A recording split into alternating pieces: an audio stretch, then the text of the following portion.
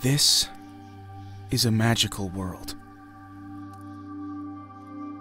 of fires within. The spirits are roaming freely among us.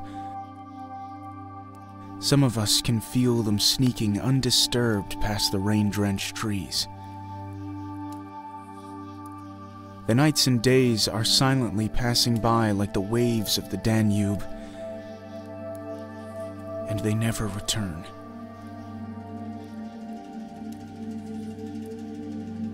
And an unseen magic hovers everywhere. It's pitch dark right now, and so quiet all around. Not only in the people's souls, in their core, the demons of the past writhe silently. Demons of murder, of heartbreak, of women loved and lost. All of us, my comrades, are waiting for something. Something to avenge us from all the misery.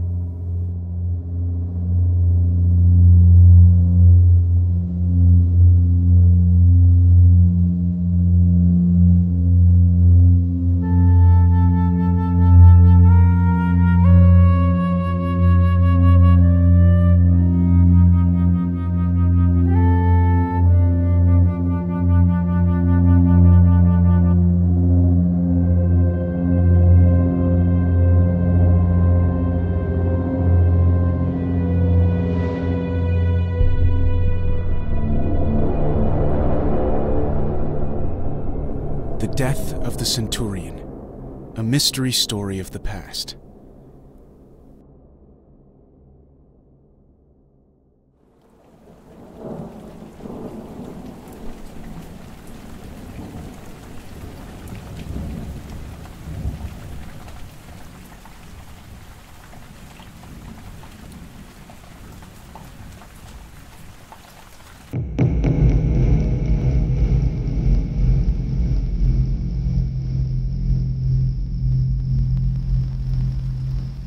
Cold dampness is creeping into the trees.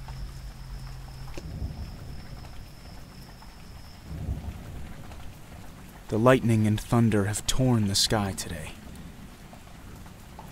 It's cold.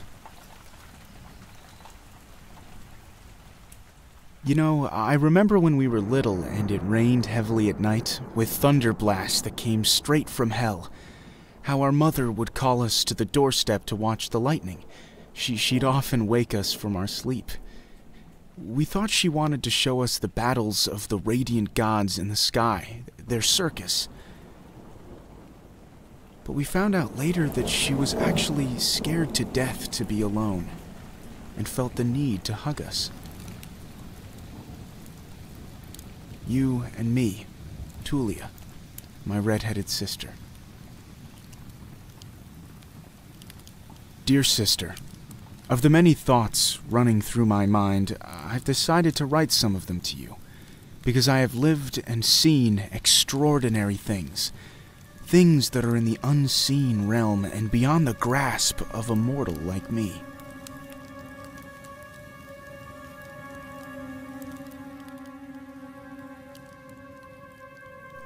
Tulia, I'm writing to you from the marching camp. I write in the evening when I'm not very tired. We are now working on a new fort that will secure the frontier against the barbarians. Nearby, the Samus River, as they call it, is running its course. At the border, the life of a soldier is very tough. We all lie to ourselves that after years, when we are finally discharged, we will have our piece of land and live happily. But few of us will ever live to see it. Here, far from home, there's too much bloodshed and cold to endure.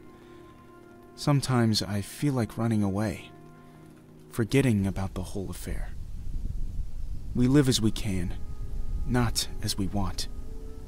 We, out of all the 6th Legion Ferrata, are the most miserable.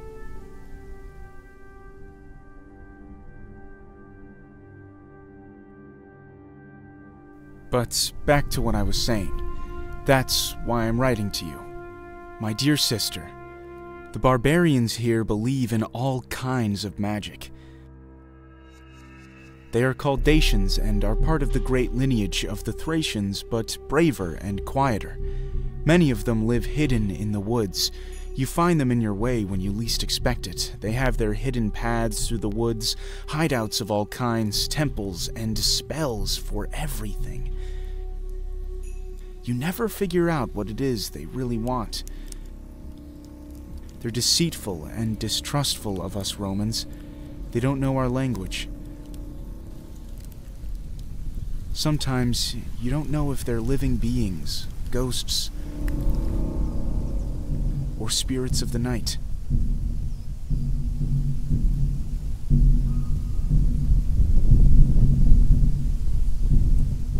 Pliny the Elder wrote that the trees are the oldest temples of the gods, and that the prayers that are made in the woods are more sincere than those that are made before faces that shine with much gold and ivory. If you saw the barbarians from Dacia, how devoted they are to their forests, you would understand it too. And the barbarians believe something else, that they can bring back to life a man once dead. Our physician, Ciomaga Sabinus, is fond of his bottles and powders most of the day.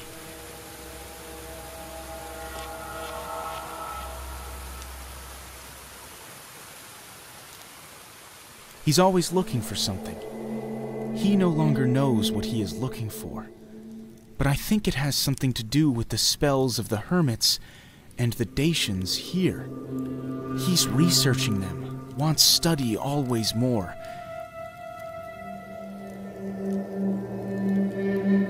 He has many barbarian friends too, and I'm beginning to believe that the mysteries of death can be learned.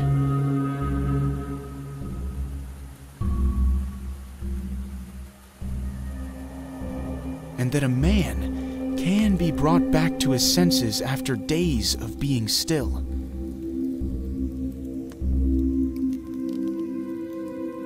I witnessed something unbelievable. But let me tell you.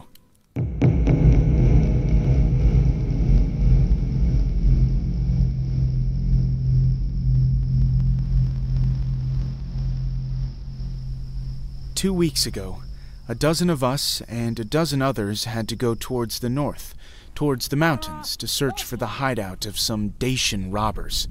They had killed 4 of our legionnaires and stolen grain supplies a few days earlier. We had to catch them and punish them severely.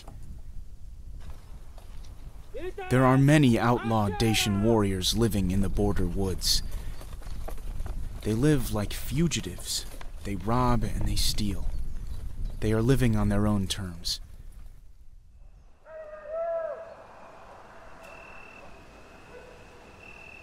Many of them were from noble families, the Terabastus, from the time of the great Dacian king Decebalus, whom the divine Trajan subdued after the 2 great wars. But now these nobles no longer rule anything. They have no gold, nor have they made peace with us.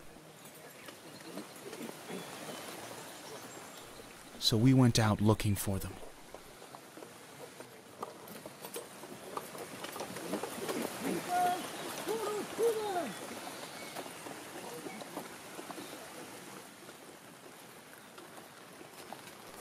The march was torturous, and it rained most of the time.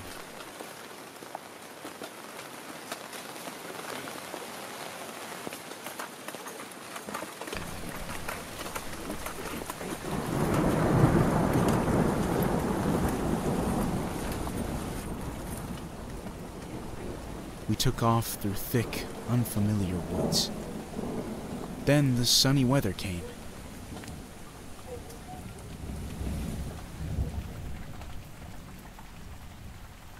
Most of the time, we waited to meet the Dacian fugitives, which is what happened after 3 days of searching.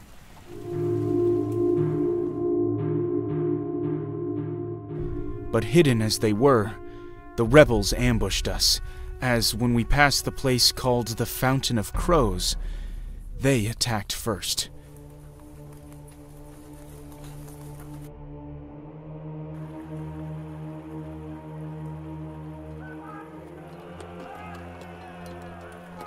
The gods always give the best soldiers the hardest wars. In Dacia, nothing was easy. Not now, not during the conquest.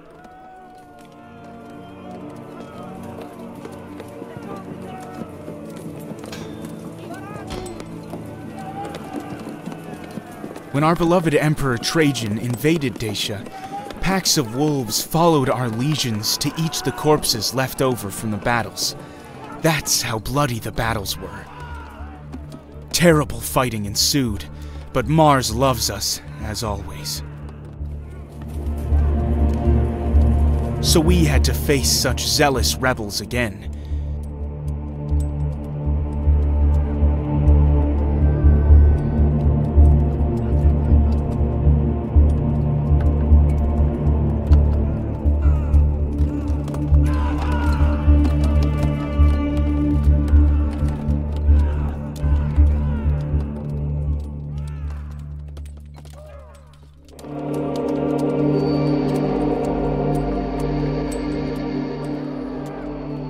In the end, Nicula, our legendary warrior, killed their bravest soldier, a certain Candidus, son of the Wisens, the bravest of them all.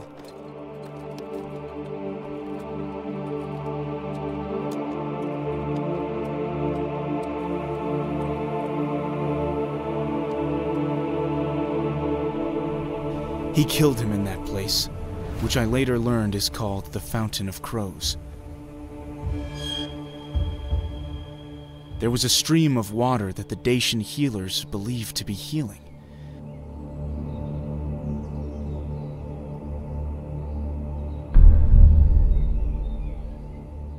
Later, after I had fought off the rebels, I left with a few wounded comrades.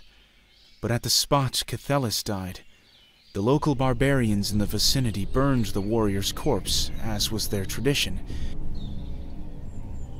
and many spells were cast by old women and barbarian wizards so that his spirit would not remain trapped between worlds.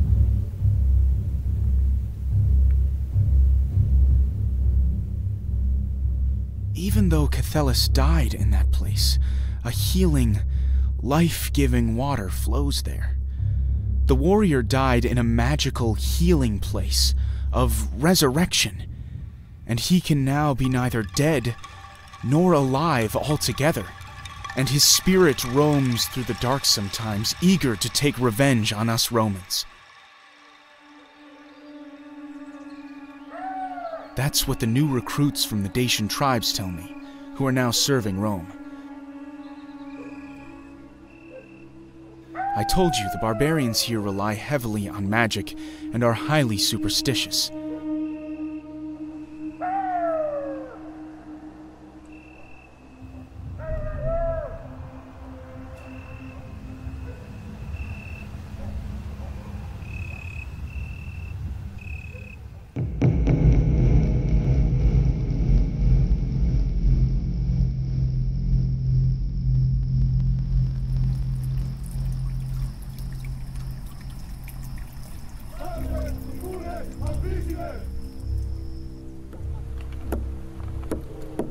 Then life in the fort went as usual for months, with lots of chores at the castrum. Work, training, work again. But on one of the days of Mensis Ianuarius, we went to the local tavern, as we usually did on our evenings off.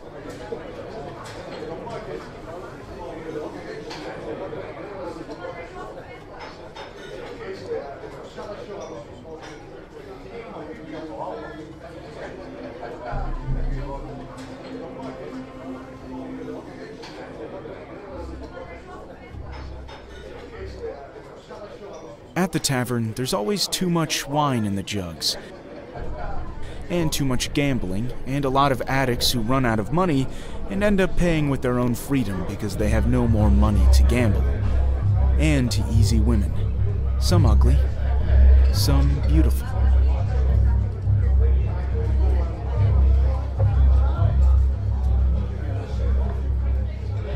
And then, look what happened. Legionnaires, as usual, got drunk.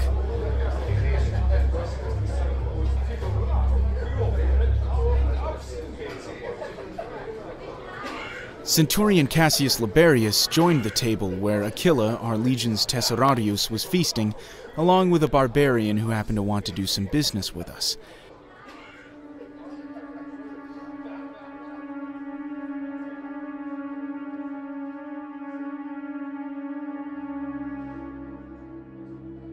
After eating well and ordering some of the good wine, the Centurion is not used to drinking our wine, and he began to recount stories from his campaign in Britannia. Centurion Cassius Liberius has 2 years to go before he is discharged. He is the man who has been everywhere, seen everything, and done everything he can in this life. He is said to have killed 4 Picts barbarians with his bare hands, who surrounded him on an expedition north of Hadrianus' wall during the battles with the Meteor tribes when he was a soldier. He has served in 4 legions to until now.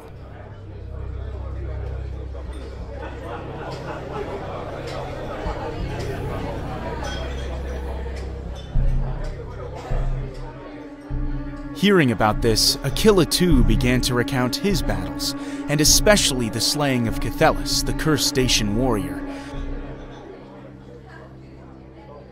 Then each of the two, intoxicated by the ever-increasing quantities of alcohol they drank, began to brag about his military exploits. And they went on, who was braver, when and how they overcame the enemy. And they went on, and they drank.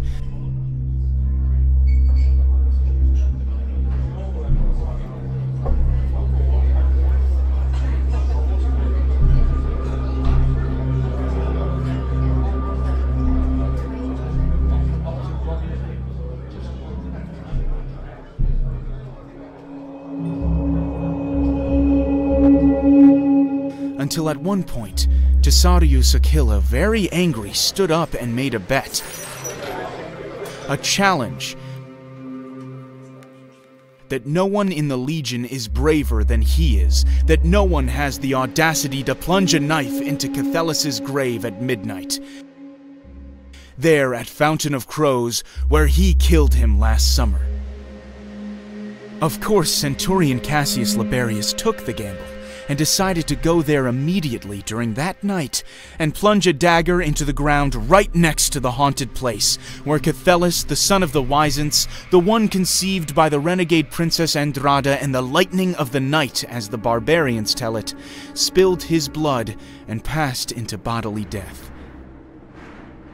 And he started his journey, drunk as a skunk.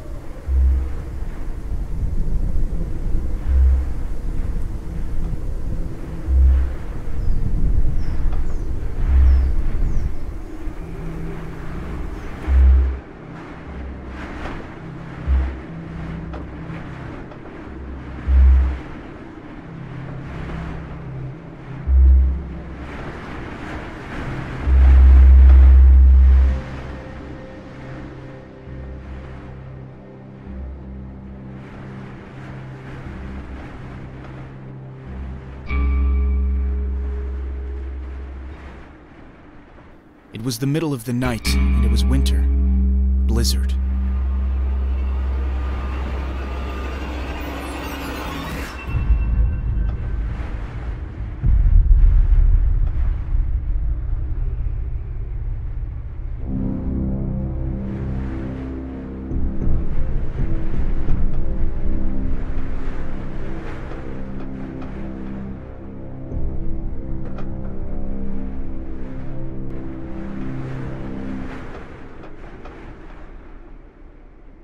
He got there.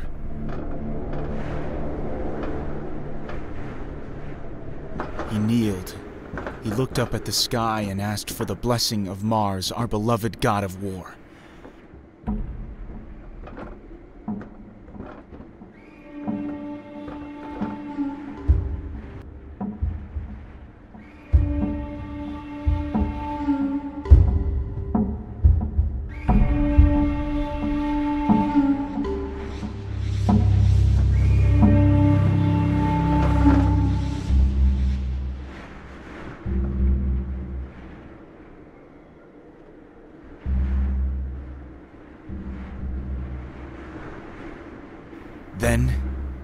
stabbed the earth.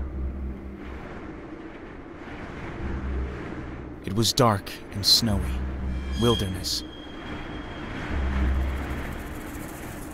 Then he stood up. And as he was about to leave, he felt something grabbing his cloak, something pulling him back, and suddenly he couldn't move. Terrified, he froze with fear. Immediately, his mind thought it was the vengeful hand of the warrior Candidus pulling him back from the grave, and the spirit of the barbarian who wanted revenge, and a Roman sacrifice.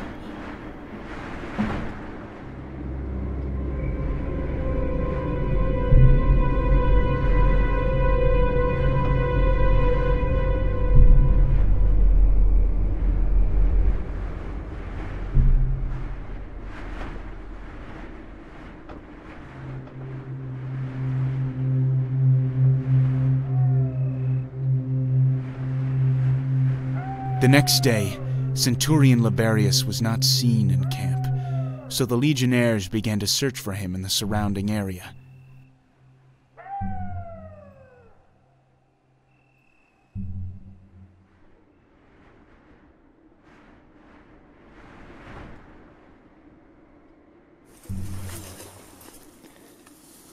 Centurion! And eventually they found him at the ill-fated Fountain of Crows.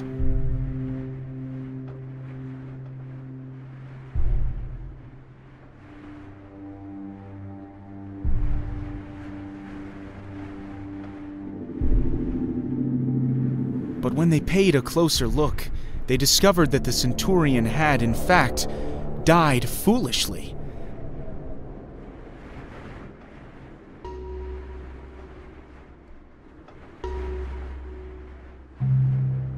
Having been drunk after lying down on the grave, the snow covered his cloak, and he didn't realize.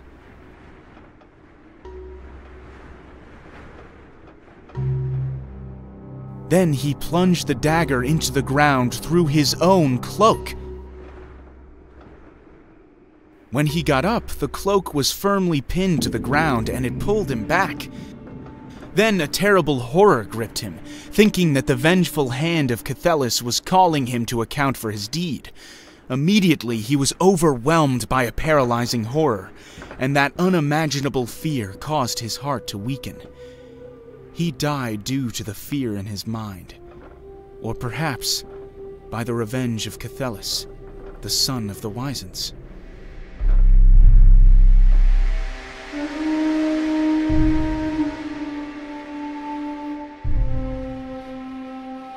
For you know, Tulia, the barbarian gods do operate in ways unknown to us. Tulia, never try to understand the holy things of the barbarians, but always respect them. Dear sister, this is a magical world, of fires within. The spirits are roaming freely among us. The nights and days are silently passing by like the waves of the Danube, and they never return. And an unseen magic hovers everywhere.